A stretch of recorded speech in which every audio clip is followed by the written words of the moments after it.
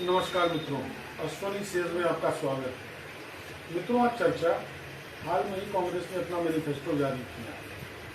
मैंने पिछले वीडियो में आपसे शेयर किया था कि नीति रहित चुनाव हो रहे हैं, पर जिन नीतियों का उजागर और खुलासा भी राजनीतिक पार्टियां कर रही हैं, उन पर भी विचार विमर्श करना बहुत जरूरी है।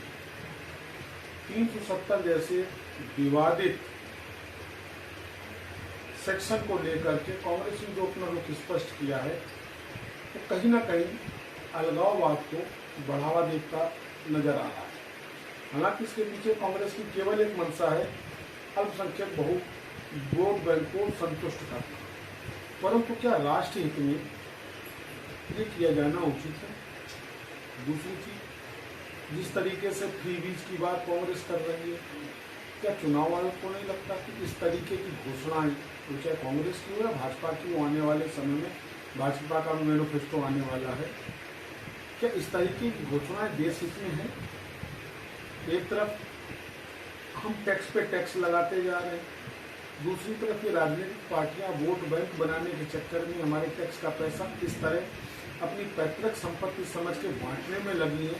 इसमें इस 80 करोड़ लोगों को भोजन वितरण का भी मैटर शामिल है। निसंदेह गरीब को लाभ मिले, लेकिन 80 करोड़ गरीब तो हिंदुस्तान में नहीं है। 80 करोड़ में वो लोग हैं जो बढ़िया अपना कमा रहे हैं, खा रहे हैं, मध्यम वर्ग है, निम्न मध्यम वर्ग है, लेकिन वो अपना कमा रहा है, खा रहा है, जी रहा है। उसके ऊपर बोझ लाद के 150-200 रुपए का अन्न दे करके आप 80 करोड़ के आधार पर जिस तरह वोट बैंक बना रहे हैं, तो ये भी उचित नहीं है। और न ये उचित है कि सम्मान निधि के नाम पर जनता के करोड़ के पैसों का दोनों हाथों से लुटाना या बंटवारा करना। इन चीजों को चुनाव आयोग क्यों नहीं समझता, मैं नहीं समझ पा रहा हूँ। क्या चुनाव आयोग को नहीं लगता कि इस तरीके की बातें मैनिफेस्टो में करना, ये मतदाता को प्रलोभन देना, क्या इस पर रोक नहीं लगनी चाहिए? क्या माननीय उच्चतम न्यायालय को इसको सुमोटो नहीं लेना चाहिए? किस तरीके से देश के कर का पैसा, जनता के कर का पैसा, जनता के विकास का पैसा ऐसे लुटाया जा रहा है या लुटाए जाने की बात की जा रही है। आजकल कांग्रेस का एक विज्ञापन चल रहा है, मेरे विकास के पैसे का हिसाब दो। तो ये भी तो विकास के पैसे का हिसाब है। जिस तरह आप फ्री बीज बांटने की बात कर रहे हैं, इतना पैसा महिलाओं को देंगे, इतना इनको देंगे, उनको आत्मनिर्भर क्यों नहीं बनाएंगे? उनको रोजी रोजगार क्यों नहीं देंगे? उनको नौकरी क्यों नहीं देंगे? पैसा देंगे, वैसे ही पीढ़ियां खराब हो रही हैं। वर्तमान भाजपा सरकार की अगर पॉलिसियों को आप कंसीडर करें कि अब तो शराब रेलवे स्टेशन पर भी बिकेगी, शराब पीजिए, खुल के पीजिए, सट्टा लगाइए, महादेव ऐप, ऑनलाइन गेमिंग करिए, खुलेआम आर्थिक जोखिम में लत लग सकती है। यानी कि जुए को जिस तरीके से लीगलाइज किया जा रहा है, आपको नहीं लगता हमारी पीढ़ियां बर्बाद हो रही? क्या देश के नीति निर्माताओं को ये एहसास नहीं हो रहा कि किस तरह देश की पीढ़ियों को बर्बाद कर रहे हैं, युवाओं को अंधकार की तरफ धकेल रहे हैं? आज वो बच्चा ऑनलाइन गेम खेलेगा, कल वो बच्चा ऑनलाइन जुआ खेलेगा, ऑफलाइन जुआ खेलेगा, ऑफलाइन गेमों पे लगाएगा, खुल करके सट्टेबाजी हो रही है IPL के नाम पर, दुनिया के और मैचेस के नाम पर। ये सब क्या है? क्या ये सनातनी संस्कृत नहीं है? सनातन की बात करने वाली भाजपा को भी समझना चाहिए, ये सनातनी संस्कृत नहीं है। और 370 जैसी अलगाववादी धारा को हटाने वाली की बात करने वाली कांग्रेस को भी समझना चाहिए कि ये देश हित में नहीं है। जो गलतियां की, जिन गलतियों को 70 साल देश ने झेला, याद करिए जब 370 प्रभावी थी, कांग्रेस का शासन था, तो गिने चुने 3-4 परिवारों को इस 370 का लाभ प्राप्त होता था। फारूक अब्दुल्ला का परिवार,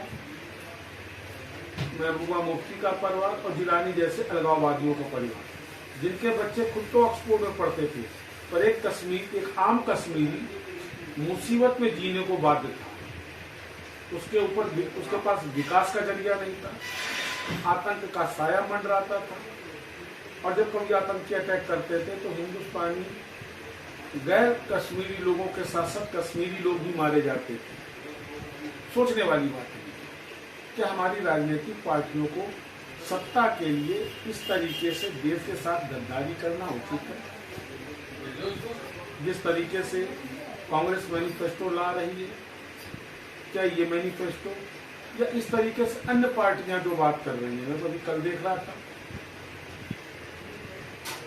कि राम मंदिर जाने का समय नहीं अखिलेश यादव के पास, क्योंकि एक राजनीतिक मुद्दा है, उससे अल्पसंख्यक नाराज हो जाएगा। पर मुख्तार अंसारी की कब्र पर जाकर जिस तरीके से उन्होंने अपनी अकीदत पेश की, अपना नजराना पेश, मित्रों आपको नहीं लगता कि ये राजनेता जो है अपराध को बढ़ावा देने के लिए इसी हद तक जा सकते हैं? क्या ऐसी पार्टी और ऐसी राजनेताओं को छूट दी जानी चाहिए, देश में रहने देना चाहिए? एक महत्वपूर्ण प्रश्न है। या तो स्पष्ट कह दीजिए कि राजनीति जो है ये अपराधियों के हाथ से ही संचालित होगी। भाजपा भी इससे छूटी नहीं मित्रों। भाजपा के सांसदों की एक लंबी लिस्ट है जिनकी हिस्ट्री सीट है, कांग्रेस तो छूटी नहीं। सपा के ऊपर तो अनवरत ये आरोप लगा है, बसपा के ऊपर अनवरत ये आरोप लगा है। बिहार में क्या हो रहा है? तो क्या लोकतंत्र माने अपराध तंत्र हो रहा है?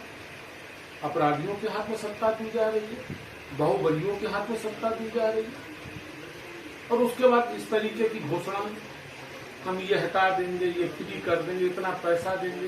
ये पैसा कहाँ से आएगा? किसका पैसा आएगा? मित्रों ये हमारा आपका पैसा है। ये पैसा हिंदुस्तान के एक आम आदमी द्वारा कर के रूप में सरकार को दिया जाता है, उसके विकास के लिए, न कि उसके विनाश के लिए। इस वोट बैंक की राजनीति का अब बहिष्कार करना पड़ेगा हिंदुस्तान की आम वोटर को, और वो इस रूप में नहीं कि कांग्रेस को देकर के आप भाजपा का बहिष्कार करें, भाजपा को वोट देकर कांग्रेस का बहिष्कार करें। नीतियों पर आकलन करें, नीतियों का मनन करें, देखें किस राष्ट्र पार्टी की नीति क्या है और उस नीति का दूरगामी परिणाम हमारे बच्चों के भविष्य पर क्या आने वाला है। और इन सबसे ज्यादा जिम्मेदारी चुनाव आयोग की पड़ती है, जिसके अधिकारी केवल अपनी तनख्वाह लेने में और शासन सत्ता की हाउडूडी में बिता रहे हैं। क्या राष्ट्र के प्रति उनका नैतिक दायित्व नहीं है? क्या ये उनका कर्तव्य नहीं है कि इन पार्टियों द्वारा दिए जा रहे मैनिफेस्टो का आकलन करें कि इन मैनिफेस्टो से चुनाव कितना निष्पक्ष होगा? क्या ये प्रलोभन देकर के वोटर को गुमराह तो नहीं कर रहे? लेकिन दुर्भाग्य कि हमारे अधिकारी ही इससे प्रभावित हैं। चुनाव आयोग केवल चुनाव कराने के अलावा कोई जिम्मेदारी नहीं लेना चाहता। आप कुछ भी कहिए, कुछ भी मैनिफेस्टो में जारी करिए, कुछ भी फ्री बांटने की बात करिए, चुनाव आयोग को इससे मतलब नहीं है। उसका केवल एक सूत्री कार्यक्रम है कि चाहे अपराधियों के साय में चुनाव हो, चाहे अपराधी चुन के संसद में आ रहा हो, बस चुनाव हो। तो अब इस व्यवस्था को हिंदुस्तान की जनता को स्वयं एक पर एक सोचना पड़ेगा, नहीं तो हमारे आपके बच्चों का भविष्य दिन ब दिन अंधकार में ही जाएगा। पुनः ऐसे किसी मुद्दे के साथ आपसे मुलाकात करूंगा मित्रों। नमस्कार।